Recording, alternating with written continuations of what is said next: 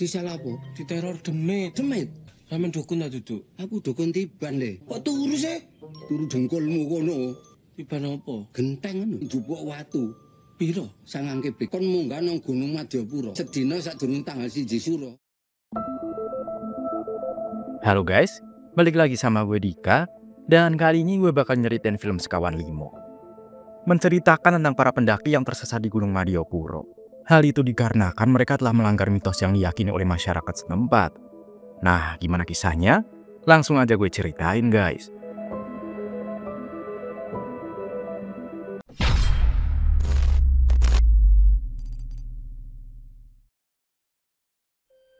Film diawali dengan seorang anak muda bernama Bagas, di mana Bagas itu diundang dalam podcast untuk menceritakan kisah horornya dalam perjalanannya mendaki Gunung Madyapura. Dan singkat cerita, Bagas menceritakan perjalanan dia ketika mendaki gunung tersebut. Ceritanya gini, persahabatan kan maknanya. Yo. Oh, kawan. Aku gak ada. Tekan nih ya. Iya, takane wifi mati. Cuk gila nih, cuk. Tethering bisa nggak mas? Oh tethering, gak apa-apa mas. Di awal cerita, Bagas memberanikan diri untuk mendaki gunung yang pertama kalinya, demi bisa menemani seorang perempuan yang juga teman sekampus bernama Leni. Tibalah mereka di pos pendaftaran. Si penjaga pos memberitahukan bahwa ada larangan untuk mendaki Gunung Madyapura. Salah satunya yaitu pendaki tidak boleh menoleh ke belakang, dan juga para pendaki tidak boleh berjumlah ganjil. Selamat datang di Gunung Madyapura. Baru pertama kali ndaki, Mas? Iya. Gede rek. Gopo kadi? Ya bukannya bae ngono ta. Ancuk nggo kapak ri. Apa nggo kapak? Engko ono sing ngetuti. Kudu genep Mas, tak oleh ganjil ya. Nek sampean mendaki, ojo sampai noleh nang buri. Saat akan memulai mendaki, mereka pun bertemu dengan seorang pria bernama Diki. Ternyata dia memiliki niat yang sama, yaitu mendaki sampai puncak Gunung Madyapura. Diki menawarkan diri untuk menjadi pemimpin, karena dia sering mendaki gunung tersebut. Bagas dan Leni sebenarnya tidak keberatan, tetapi jika Diki gabung, mereka jadi berjumlah 3 orang. Dan itu adalah larangan di sini, yaitu tidak boleh berjumlah ganjil. Tidak lama kemudian datang lagi lelaki bernama Juna, di mana si Juna ini ternyata juga mempunyai tujuan yang sama, yaitu mendaki sampai puncak gunung. Tapi bedanya dia bercerita kalau dia ketinggalan teman-teman rombongannya, dan dia berharap nanti di atas puncak gunung, dia bisa bertemu dengan teman-temannya tersebut.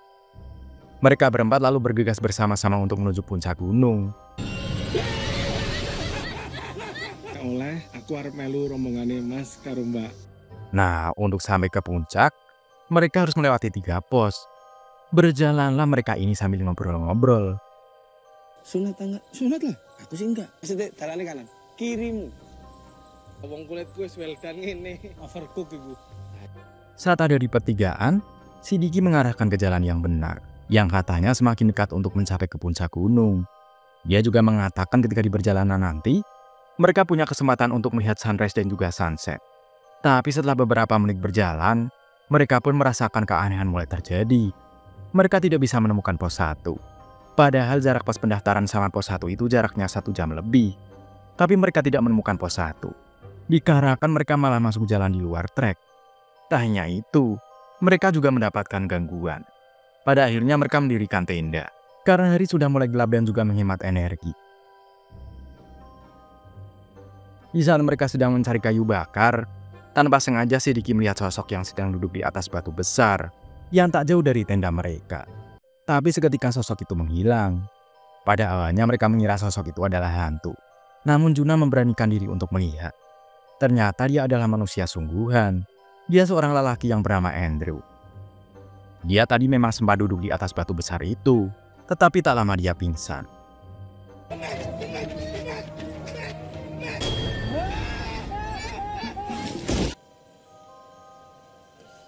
Ternyata Andrew mendaki gunung ini sendirian sambil membawa gitar. Nah, merasa dia masih bernafas, akhirnya Andrew dirawat oleh mereka dan memutuskan untuk membawa Andrew ke kelompok mereka. Namun akhirnya jumlah dari mereka pun menjadi ganjil, yaitu 5 orang. Kosongan ya? Apa wong iki munggah gunung mengarep ngamen yo? Kok kaya blimbing mulu ngene yo? Bar kuwi dilebokke ning sempak. Sin pun berpindah ke Leni yang sedang membayangkan kebersamaan Leni dan ibunya. Rupanya inilah tujuan Leni ingin mendaki gunung. Dia sangat terpukul karena telah kehilangan sang ibu tercinta. Akibat sebuah kecelakaan yang membuat ibunya meninggal, dia meluapkan semua kesedihannya dengan cara mendaki gunung.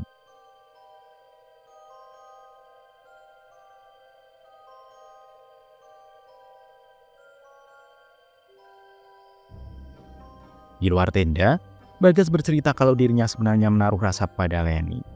Namun dia belum siap untuk mengungkapkan perasaannya.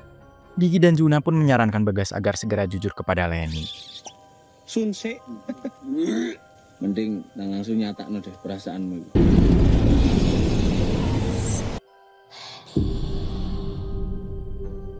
Sementara Andrew bermimpi tentang pacarnya, di mana dia merasa bersalah karena telah membuat pacarnya hamil.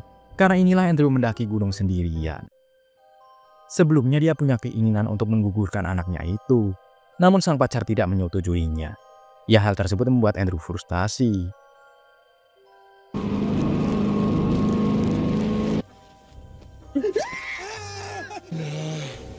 Iki lho sing tak goleki. Sul, badhe pamit wangsul. Dik, bero tamu dik. Wih, langsung udan rek. Gak ngurus arek-arek aku. Mari ini balik ae kok. Arep nandi dik, kelebon pejabat blusukan kapok kon. Kon ku turu gak ditutup tendoe. Singkat cerita, subuh pun tiba. Mereka akan melanjutkan pendakian. Perjalanan mereka sengaja lebih awal karena mereka ingin melihat indahnya sunrise. Namun alih-alih mendapatkan sunrise, di perjalanan mereka mendapat gangguan. Banyak hantu-hantu yang mulai menghantui mereka dari kemarin. Dan mereka pun mengingatkan, apapun yang terjadi jangan menoleh ke arah belakang. Gunung lho. Lho, gunung ku ya macet. Apa iku sing lewat? Di pagi harinya, Leni mulai berpikir bahwa si Diki ini tidak bisa dipercaya jadi pemimpin. Dikarenakan Leni kecewa, karena semua yang diceritakan di itu omong kosong. Di sini pun terungkap bahwa hantu yang menghantui si Diki ini adalah debt collector yang sudah mati. Hantu itu selalu mengejar Diki untuk menagih hutangnya.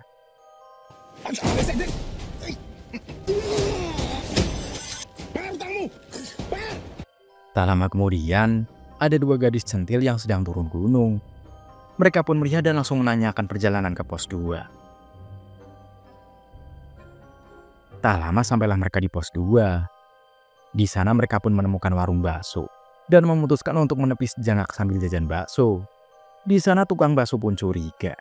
Pasti ada hantu yang mengikuti perjalanan Bagas dan kawan-kawan, sehingga banyak hal ganjil terjadi. Kemudian si tukang bakso selalu ketakutan ketika melihat Juna. Keanehan lainnya saat Andrew ingin membayar, seketika uangnya menjadi daun. Saat itulah Bagas berpikir bahwa salah satu dari mereka kemungkinan adalah hantu. Bakso. Dibayari aku kan wibawane, Mas. Leni gak ketok Kok aku ae Leni ning kono 5 dadine, Lek. Mosok 5? Ono mitos sing mau langgar iki jelas iki. Hah? Loh, kan tak tukune dhewe baksoku. Ya, Mi. Ya wis, Lek. Susuke gowo ae. Kan. Loh, kan. Scene kemudian berpindah ke Bagas dan Andrew yang sedang mengisi air botolnya. Datanglah dua remaja pendaki yang meminjam korek ke Bagas. Di sini dua remaja itu memberitahu jangan mendaki gunung sekarang, karena nanti malam adalah malam satu suro, di mana mitos malam satu suro tidak boleh berpergian jauh. Seketika Bagas pun jadi kepikiran apakah mau lanjut atau tidak. Namun yang lainnya tidak mau mendengarkan perkataan dua orang itu. Mereka pun kekeh ingin tetap mendaki ke puncak gunung. Mas, ono korek ta? Kowe sampean gak lewat jalur resmi ya? Muncak. Edan. Coba kan? Coba. Itu kan ro. Suro lho Mas iki, Mas. Piye to iki, Bah? Tak terasa hari sudah siang.